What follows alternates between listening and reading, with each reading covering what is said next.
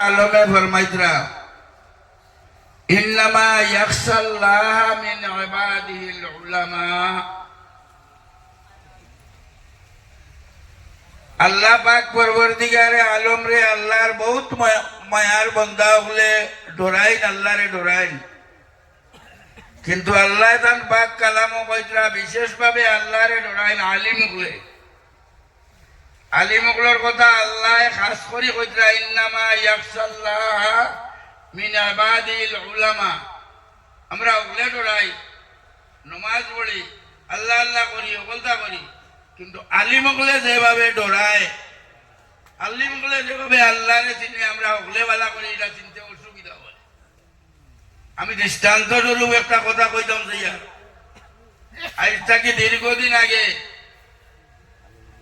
আসাম শিকারি বাড়ির গেছে একটা বিশ্ব ইজতেমা হয়েছিল।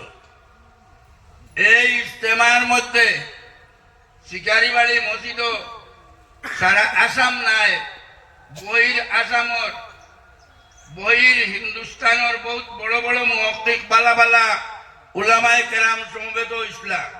এটা মহফিল আর খালি উলামায়ে কেরাম আর তবলিগের মধ্যে থেকে। তখন আমরাও গেছি, আমরা রামিজের চানিও গেছিলাম, আরো বড় বড় যত বুজুর্গ আসলাম, নর্থ ইস্টের মধ্যে সারা গেছিলাম। তখন ইলমে কিছু আলোচনা হয়েছিল।